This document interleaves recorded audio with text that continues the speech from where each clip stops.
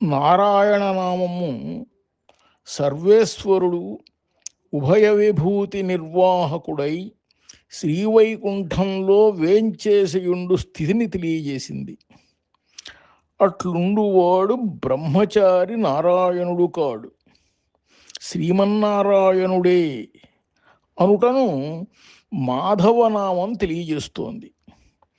శివపురాణంలో కూడా వైకుంఠేతు పరేలోకే శ్రియాసార్థం జగత్పతి ఆస్తే విష్ణురచింత్యాత్మా భక్తైర్భాగవతై సహా, వైకుంఠముగు గొప్ప లోకంలో అన్ని లోకములకు స్వామి, మనస్సుతో చింతించుటకు వీలులేని స్వరూపమును కలవాడైన భగవానుడగు విష్ణువు శ్రీదేవితో కూడి ఉన్నవాడై గుణానుభవనిష్ఠులైన భక్తులతోనూ కైంకర్యనిష్ఠులైన భాగవతులతోనూ కూడి ఉన్నాడు అని చెప్పబడింది కదా.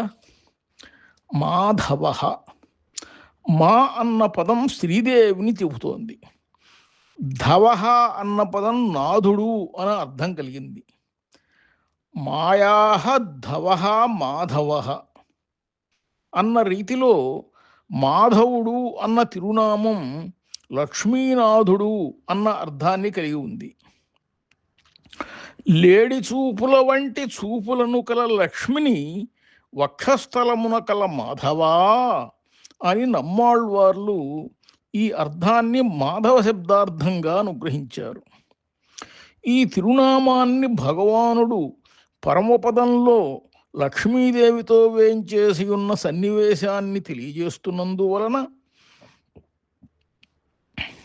పరమపదమును కల మాధవా అని పెరియాళ్వార్లు, గొప్ప ఆశ్చర్యభూతుడు మాధవుడు వైకుంఠమును కలవాడు అని, మాధవునితో సుస్థిర స్థానమైన వైకుంఠమును చేరి ఉంటారు అని గోదాదేవి, కేశవుడు నారాయణుడు మాధవుడు గోవిందుడు వైకుంఠుడు అని, గొప్ప రూపమును కల మాధవుడు వైకుంఠుడు అని నమ్మాళ్వార్లు అనుగ్రహించారు.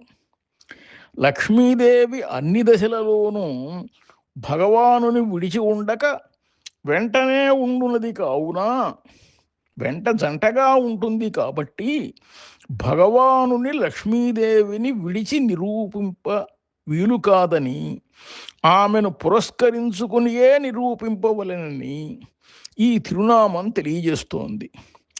హ్రీశ్చతే లక్ష్మీశ్చ పత్న్యౌ అని వేదాన్ని పరమపురుషుణ్ణి లక్ష్మీ పురస్సరంగానే నిరూపించింది. అనేక సూక్తులలో లక్ష్మీ పురస్సరమైన ఆశ్రయణం వలన విరోధి నిరసనం సిద్ధిస్తుందని దివ్యసూరులు కూడా తెలియజేశారు. సర్వేషామేవ లోకానాం పితా మాతా చ మాధవః గచ్చధ్వమేనం శరణం శరణ్యం పురుషర్షభాః. పురుషశ్రేష్ఠులారా, అన్ని లోకములకు లక్ష్మీనాథుడే తల్లిగా తండ్రిగా ఉన్నాడు. కాబట్టి గొప్ప శరణమైన ఈ మాధవుని శరణు పొందండి అని పురుషకార రూపిణి అయిన లక్ష్మీదేవితో కూడిన నారాయణుడే మనకు ఉపాయంగాను స్వామిగాను అవుతున్నాడు అని మహాభారతంలో చెప్పబడింది. విరోధులను నశింపజేయు గరుత్మంతుని ధ్వజముగా ఎత్తిన సుందరమైన రూపమును కల మాధవుడు మన దుష్కర్మలను ఒక్క క్షణము పూర్తి అయ్యి లోపలే నశింపచేస్తాడు అని ఆళ్వార్లు మాధవుడే ఉపాయం అంటున్నారు, తెలియజేశారు. మాధవుని భూతములు అని, మాధవునితో వైకుంఠము చేరుదురు అని, మాధవుడే సర్వశేషిగాను మోక్షప్రాప్యభూతుడుగాను అవుతున్నాడని సాయించారు. సర్వేశ్వరుడు జగత్కారణమైనప్పుడును లక్ష్మీదేవికి ప్రేరకత్వ రూపమైన అన్వయం కలదనుటకు దివ్యసూరులు అనేక సూక్తులలో వారి సూక్తులను అనుసరించేటువంటి ఆళవందర్, ఆళ్వాన్, భట్టర్ మొదలైనటువంటి వారు తమ స్తోత్రాల్లో అనుగ్రహించారు.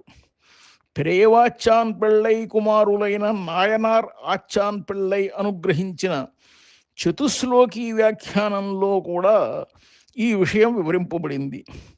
ఈ అంశం వివరణ సాపేక్షం.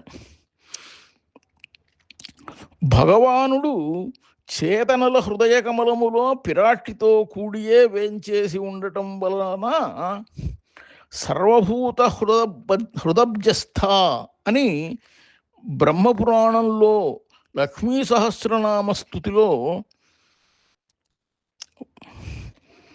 హృదయమును అనేటువంటి కోవెలను నిర్మించి అందులో మాధవుడు అను దైవమును నిలిపి అని పెరియాళ్వార్ల చేత చెప్పబడింది. వ్యూహ విభవ అర్చావతారములందు కూడా స్వామి లక్ష్మీ సహితుడుగానే వేంచేసి ఉండును అనటం సకల ప్రమాణ సిద్ధం. మాధవ మా అనటం చేత పురుషోత్తముని పొందుటకు సాధనమైన పరవిద్య చెప్పబడుతోందని, ఆ విద్యకు ప్రవర్తకుడవటం చేత ఇతడు మాధవుడు అనబడుతున్నాడని గ్రహించవచ్చు. మా విద్యాచ హరే ప్రోక్త తస్యా ఈశో యతో భవాన్ తస్మాన్ మాధవ నామాసి ధవ స్వామీతి చ శబ్దితః. మా అని హరివగు నిన్ను ప్రతిపాదించు బ్రహ్మ విద్య చెప్పబడుతోంది. దానికి స్వామి అయి ఉండటం చేత నువ్వు మాధవుడవు అని చెప్పబడుతున్నావు అని ఈ అర్థం హరివంశంలో ఆదరింపబడింది. ఆళ్వార్లు కూడా ఈ అర్థాన్ని అనుసంధించారు. మౌనాధ్యానాచ్చ యోగాచ్చ విద్ధి భారత మాధవం. భరతకులంలో పుట్టినవాడా, మౌనం చేతను, ధ్యానం చేతను, యోగం చేతను మాధవుని తెలుసుకునుము అని వ్యాస మహర్షి సూక్తిని బట్టి మాధవనామమునకు అర్థాన్ని గ్రహింపవచ్చు. మధు విద్యావబోధ్యత్వాద్వా, మధు విద్యచే తెలియబడువాడగుడచే మాధవుడు అనబడుతున్నాడు అంటూ శంకరాచార్యులు ఈ నామానికి వ్యుత్పత్తిని తెలిపారు. మధుకులే జాతత్వాత్ మాధవ, మధుకులంలో పుట్టినవాడవటం చేత మాధవుడు అనబడుతున్నాడు అని ఇంకొక అర్థాన్ని చెప్పారు. మా లక్ష్మీ ధీహి సరస్వతి తే అవతీతి మాధవ. మా అంటే లక్ష్మి, ధీ అంటే సరస్వతి. వీరిని ఇరువురును రక్షించువాడవటం చేత మాధవుడు అనబడుతున్నాడు అని శంకరాచార్యులు అర్థం చెప్పారు. బాంధవ విశేషం ఆహా, మాతాపితృత్వం శ్రియాసహ సూచయతి మాధవ అంటూ ఈ నామం లక్ష్మీనారాయణుల జగన్మాతృత్వ పితృత్వ రూప సంబంధాలకు సూచకం అని పరాశర భట్రు వారు తెలియజేశారు. ఈ విధంగా అనేక అర్థాలను కలిగినదైనప్పటికీ ఈ మాధవనామానికి అందరి దివ్యసూరులచే ఆదరింపబడినదైన లక్ష్మీనాథుడు అనే అర్థాన్నే ఈ సందర్భంలో ప్రధానంగా గ్రహించాలి. మాధవనామం స్వామి యొక్క రాసిక్యానికి సూచకమని వ్యాఖ్యానింపబడింది. భగవానుని భక్తవాత్సల్యానికి మాధవత్వం హేతువు అనటాన్ని మాధవో భక్తవత్సల అని ఆనుపూర్వి సూచింపబడుతోంది. ఈ అర్థాన్ని ఆళ్వార్లు కూడా వ్యుత్క్రమంలో అనుభవించారు.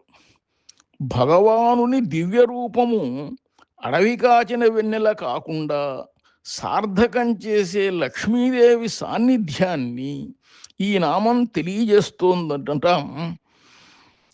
వ్యాఖ్యాన సూక్తుల ద్వారా గమ్యం. ఇటువంటి నామ విశేషాలు అనేకాలున్నాయి.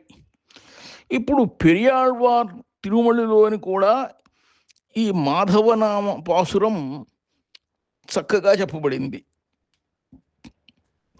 భూమిని అంతటినీ మూల్యంగా పొందేటట్లు గొప్ప వెల కలిగినని, విశాలమైన సముద్రంలో ఉన్న ముసలివలే ఉన్నవి అయిన కర్ణాభరణాలను తెచ్చాను చూడు.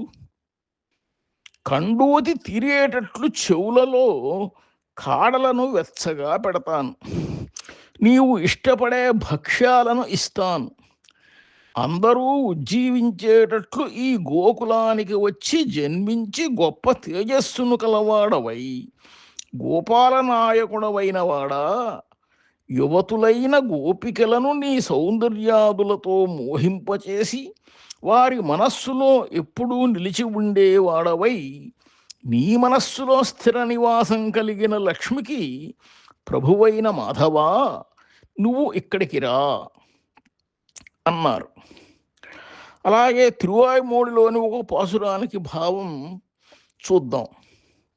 నా కోసం కృష్ణుడై అవతరించిన భగవానుడు మాధవుడని నేను నోటితో పలికిన మాత్రంతోనే నా విషయంలో ఇకపై ఉండే కాలం అంతా ఏ కొరత లేకుండా ఇతనిని చేస్తాను అని సంకల్పించి నాలో ప్రవేశించి ఉండి పలు రీతులలో నా పాపాలను తీర్చి అనుగ్రహిస్తున్న పరమభోగ్యుడై ఎర్రని తామరల వంటి నేత్రాలను కలవాడై పర్వతం వలె స్థిరంగా ఉండి ఏ దోషం ఏ కొరత లేని బెల్లపు ముక్క వలె నాకు పరమభోగ్యుడై ఉన్నాడు అన్నారు.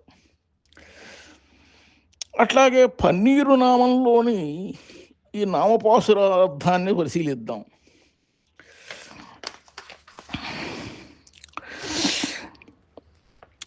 భగవన్మూర్తి మాధవుడు, వర్ణం ఇంద్రనీలం, ఆయుధాలు 4 గదలు, దిశ ఊర్ధ్వదిశ, పుండ్రస్థానం వక్షస్థలం, నిత్యం కమలయాశ్లిష్టం హృదయం అహం దయాంబుధిం మాధవం మణిభంగాభం చింతయామి చతుర్గదం. ఓం మాధవాయ నమః.